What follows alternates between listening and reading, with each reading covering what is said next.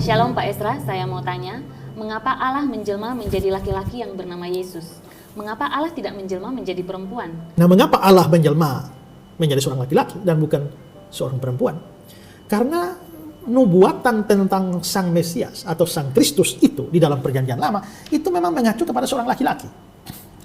Coba kita lihat Yesaya 7 ayat 14.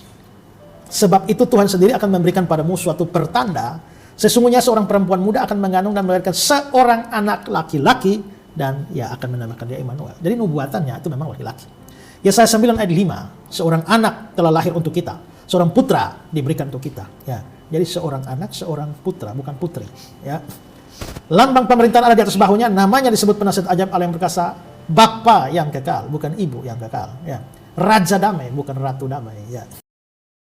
Tentunya kita sudah mendengarkan bagaimana cuplikan videonya. Ada pertanyaan yang cukup menarik ditanyakan kepada pendeta Esra Soru ini tentang konsep ketuhanan di dalam kekristenan.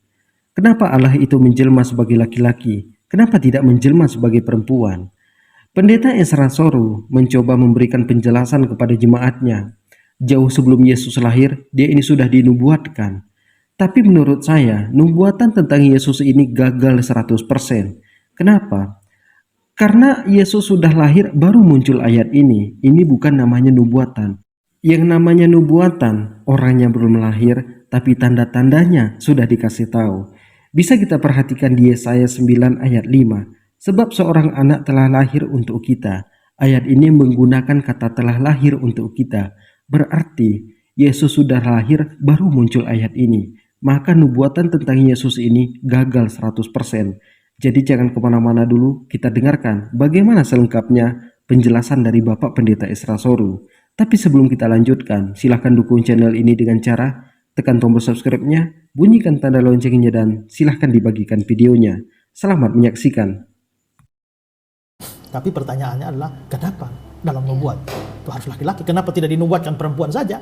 Ya ini yang selalu saya bilang, ini semua terkait dengan kebudayaan patrilineal yang ada di dalam kebudayaan Yahudi, di mana laki-laki lebih ditekankan daripada perempuan. Ya, nah seorang perempuan itu dianggap warga kelas 2 di dalam kebudayaan seperti itu dan tidak mempunyai hak suara. Makanya perempuan-perempuan tidak bisa jadi saksi. Perempuan-perempuan di Lukas pasal 8 mereka hanya bisa melayani dengan kekayaan mereka. Tapi mereka tidak bisa pergi kemana-mana bersaksi. Gak bisa. Budayanya tidak memungkinkan. Makanya dalam bagian yang lain Paulus juga melarang perempuan-perempuan bicara dalam pertemuan jemaat. Kenapa Yesus memilih rasul laki-laki semua? Supaya mereka bisa ngomong di muka umum. Kalau pilih perempuan gak bisa ngomong di muka umum karena peraturan budayanya begitu akan dianggap tidak sopan kalau perempuan bicara dalam pertemuan. Nah, kita tahan sejenak. Jadi kita sudah mendengarkan bagaimana penjelasan dari Bapak Pendeta Esra Soru.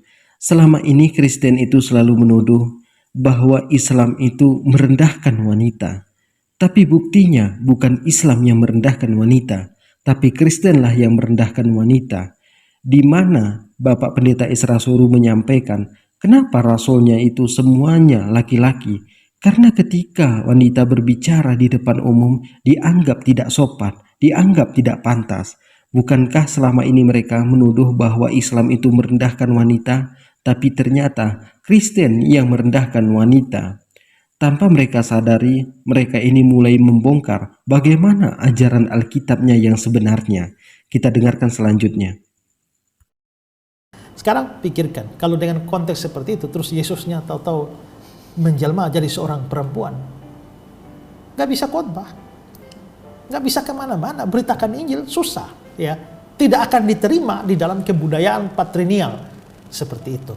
Maka itulah sebabnya penjelmaan anak Allah ke dalam dunia itu harus mengambil seorang manusia laki-laki dengan alasan yang sama juga. Bahayanya ketika maka kita bertuhan kepada Yesus manusia, menyebut manusia pribadi pertama dari Tritunggal itu sebagai dengan majunya teknologi, seketika ketuhanan Yesus akan runtuh. Ketika kita menggunakan akal sehat kita, di sini anak Tuhan yang menjelma sebagai manusia. Tujuan anak Tuhan ini menjelma sebagai manusia untuk menebus dosa manusia dengan cara digantungkan Tuhannya di atas kayu salib. Ketika kita berpikir bahwa kita diciptakan oleh Tuhan, berarti Tuhan ini yang berkuasa. Kalau anak Tuhan melakukan penebusan dosa dengan cara digantungkan di atas kayu salib, ini sama sekali tidak masuk akal.